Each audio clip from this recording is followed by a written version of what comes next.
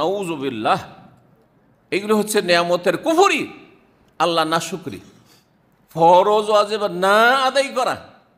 আল্লাহ নিয়ামত দিয়েছেন আপনাকে যে বিছানায় গেলে ঘুম চলে আসছে, সেজন্য ফজরে ঘুমাবেন আপনি? এটা আল্লাহর হক আদায় করলেন নিয়ামতের, যে আল্লাহ সুস্থ রেখেছেন। কারো ঘুম আসছে না ওষুধ খেয়েও, সপ্তাহ সপ্তাহ ঘুম আসছে না, সুবহানাল্লাহ। আর ঘুম আসছে না, ফজরে ঘুমাবেন, আপনি সূর্য উঠিয়ে দেবেন, আপনি নামাজ রক্ত পার করে দিবেন। আপনাকে টাকা পয়সা দিয়েছে, সেই জন্য সেই টাকা পয়সা দিয়ে হারাম কাজ করবেন, আপনি হারামে লিপ্ত থাকবেন, অপচয় অপব্যয় করবেন না, নষ্ট করবেন না। সামান্য এতটুকু লাগবে এতগুলো খরচ করবেন, এতগুলো নষ্ট করবেন, আর গরিব খেতে পায় না। আপনার পোশাকের শেষ নেই, কোথায় রাখবেন জায়গা পাচ্ছেন আপনার ছেলে মেয়েদের পোশাকের। আর একজন গরিব মানুষ শীতের বস্ত্র পাচ্ছে না, পেটের ভাত পাচ্ছে না, খাওয়া দাওয়া পাচ্ছে না, তাদের খোঁজ খবর নিচ্ছেন না। কিসের শুকরিয়া আদায় করছেন আপনি? সুবহানাল্লাহ। নিয়ামতের কদর করলেন আপনি, আল্লাহর নিয়ামত দিয়ে আল্লাহ সন্তুষ্টি চাইলেন না। ইন্নাল ইনসানা লাযালুমুন কাফফার, আল্লাহ বলেছেন। আর কি বলেছেন? ইন্নাল্লাহা লাগফুরুর রাহিম, শেষ করে বলেছেন। আল্লাহ যেন আমাদেরকে মাফ করেন, আমাদের উপরে দয়া করেন। মনে রাখতে হবে যে সমস্ত নিয়ামত কার পক্ষ থেকে? একটি নিয়ামত দুনিয়ায় দেখান, যেই নিয়ামতটি আল্লাহ দেননি। কে দিয়েছে? কোনো দরগা থেকে পেয়েছে, প্রমাণ সহ দেখাইতে হবে। আমার ওই পীর দিয়েছে, আমার বাবার দান। তোমার বাবাকে কে দিয়েছিল? হ্যাঁ, বাবার জমি জায়গা সম্পত্তি পেয়েছে, ওটা কে দিয়েছিল? হ্যাঁ, তোমাকে মুসলিম ঘরে কে সৃষ্টি করেছিল? তুমি কোথা থেকে সৃষ্টি এসছো, কোথেকে এসছো? এগুলো কোনোদিন চিন্তা করে দেখেছ? সমস্ত নিয়ামত আল্লাহর পক্ষ থেকে, এটাও আল্লাহর ঘোষণা। আমা বিকুম মিন নি'মাতিন ফামিনাল্লাহ, তোমাদের কাছে যা কিছু নিয়ামত আছে কার? আল্লাহ। সুস্থতা, ইমান আল্লাহর দান। না হইলে আপনাকে হিন্দুর ঘরে পয়দা করে দিতেন আল্লাহ, ইহুদির ঘরে পয়দা করে দিতেন আল্লাহ, নাস্তিকের ঘরে আল্লাহ পয়দা করে দিতেন, মুশরিক মাজার দেওয়ানবাগির ঘরে আল্লাহ পয়দা করে দিতেন, আর হেদায়েতি নসিব হইতো না। বুঝতে পারছেন? তরিকতওয়ালাদের ঘরে পয়দা করেছেন, আর তুমি কোরআন সুন্নাহর সালাফি দাওয়াতের ওপর শত্রুতাই করতে থাকলে, এরকম বদনসিব বহু আছে, অসংখ্য আছে, তাদেরই সংখ্যা বেশি। আল্লাহ আপনাকে যদি গুমরাহ এক সময় ছিলেন বা খারাপ ঘরে পয়দা হয়েছেন, ভালো হওয়ার তৌফিক দিয়েছেন, বলুন আলহামদুলিল্লাহ। এক সময় অভাবী ছিলেন, আল্লাহ সচ্ছল করেছেন, বলুন আলহামদুলিল্লাহ। এক সময় অসুস্থ ছিলেন, আল্লাহ সুস্থ রেখেছেন, বলুন আলহামদুলিল্লাহ। এক সময় দেশে চিন্তা করছিলেন কি করে খাবো, সৌদি আরব নিয়েছেন, বলেন আলহামদুলিল্লাহ। সর্ব অবস্থায় আলহামদুলিল্লাহ বলেন। জি, এই জন্য কোরআন কারীম শুরু হয়েছে কি দিয়ে? কি দিয়ে শুরু হয়েছে? আলহামদুলিল্লাহ রাব্বিল আলামিন। সুবহানাল্লাহ। আল্লাহ শিখিয়েছেন যে আল্লাহর হক কেমন করে আদায় করতে হবে। জি, সমস্ত নিয়ামত আল্লাহর পক্ষ থেকে, কিন্তু আমরা চিন্তা করে দেখি না গভীরভাবে। আল্লাহ এই চিন্তার চেতনা আমাদের মধ্যে সৃষ্টি করার জন্য একই ভঙ্গিমায় দুটো জায়গায় দুটো কথা বলেছেন। সূরা আবাস আয়াত 24, ফালিয়ানজুরিল ইনসানু ইলা তাআমে। আল্লাহ বলছেন মানুষ একটু, প্রত্যেককেই, আমিও আপনারাও চিন্তা করে দেখেন। আল্লাহ বলছেন ইলা তাআমে, হ্যাঁ, খাবারের দিকে। মানুষ চিন্তা করে যে ওর খাবারটা কোত্থেকে আসছে। আপনার প্লেটে যে ভাতটা জুটেছে, তার আগে কত হাত এখানে শেয়ার করে এখান পর্যন্ত পৌঁছেছে। শুধু আপনার বিবি পাকিয়ে দিয়েছে। হ্যাঁ, ওই চাউলটা কোত্থেকে এসছে, কার পয়সা দিয়ে এসছে? হ্যাঁ, আচ্ছা, পয়সা আছে, কিন্তু চাউলটা, হ্যাঁ, কোন কৃষকের মাধ্যমে? আর কৃষক সেখানে কতগুলি হাত কাজ করেছে, আর কতগুলি স্তর পার করে। আচ্ছা, আপনার পেলে যদি শুধু ধান রেখে দেওয়া হয়তো, সুবহানাল্লাহ, চলতো? হ্যাঁ, ফালিয়ানজুরিল ইনসানু ইলা তাআমে, পানির কথা চিন্তা করেন। একটা পানি কোথা থেকে আসছে? সৌদি আরব, বুঝতে পারছেন, কয়েকদিনের জন্য যখন পানি, লাইন বন্ধ, বিল্ডিংয়ে পানি নেই, এলাকায় গোটা, আমাদের দমদমে কয়েক সপ্তাহ আগে সুবহানাল্লাহ কয়েকটা মহল্লায় পর্যন্ত, 4-5টা মহল্লাতে পানি নেই। কি যে বিপদ! উজুর পানি পর্যন্ত কেনে উজু করতে হয়েছে, গোসল তো দূরের কথা, আর খাওয়া দাওয়ার পানি তো কিনতেই হচ্ছে। তাহলে কোথা থেকে আসছে পানিটা? হ্যাঁ, কোন জায়গা থেকে পানিগুলো আসছে চিন্তা করুন তো দেখি।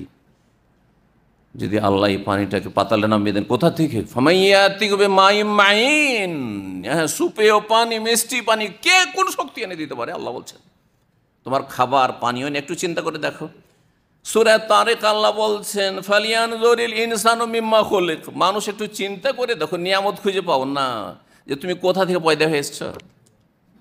এই যে এত সুন্দর সুঠাম মানুষ সামনে বসে আছেন, একটু চিন্তা করে দেখেন যে আপনার বয়স এখন 30 বছর আগে আপনি কোথায় ছিলেন, কিভাবে মাতৃগর্ভে আসলেন, আর সেখানে এতদিন ধরে কে যত্ন করলো আপনার, দুনিয়াতে যত্ন সহকারে আবার কে নিয়ে আসলো। তারপরে এটা কি বাবার ক্ষমতা ছিল না মায়ের ক্ষমতা ছিল? হ্যাঁ, কোন রাষ্ট্রীয় শক্তির ক্ষমতা ছিল? সুবহানাল্লাহ।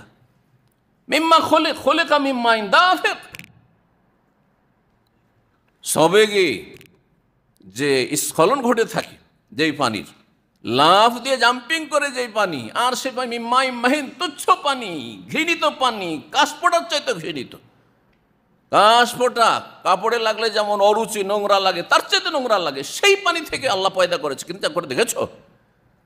আর সেই পানিতে শুক্রাণু আছে নেই, আবার এই শুক্রাণু বৃদ্ধি পাবে বা গর্ভধারণ করবে, তারপরে তুমি এত সুন্দর এখানে এসে হাজির হবে, আবার এতদিন বাঁচবে, এত ভোগ করবে, এত টাকা পয়সা ইনকাম করবে, আর এত আয়েশ আরাম করবে, আর এত হজুমরা করবে। কোথা থেকে তুমি আসলে চিন্তা করে দেখো তো দেখি। ফালিয়ানজুরিল ইনসানু মিম্মা খুলিক, কোথা থেকে পয়দা হয়েছে? সুবহানাল্লাহ। আল্লাহ স্মরণ করাচ্ছেন যে আল্লাহ নিয়ামতগুলো ভুলে যেও না। এই জন্য অসংখ্য নিয়ামত আপনার দেহে আছে, কিন্তু আপনার চোখ মোটা, নজর মোটা, সেই জন্য আপনি দেখতে পান না। কোনো একজন লোক বলছে আমার কাছে খাবার নাই, অসুস্থ, আর কিছুই নেই, চলতে পারছি না, একেবারে অচল অবস্থা, নিঃস্ব সর্বহারা। তখন কোনো একজন আল্লাহর নেক বান্দা আলেমে দ্বীন, ওলিউল্লাহ বললেন, আচ্ছা তোমার যে একটা দুটা চোখ আছে, একটা চোখ আমি তোমার কিনে চাই, পয়সা দিয়ে কিনে নেব, তোমাকে 1 কোটি দিরহাম দেব।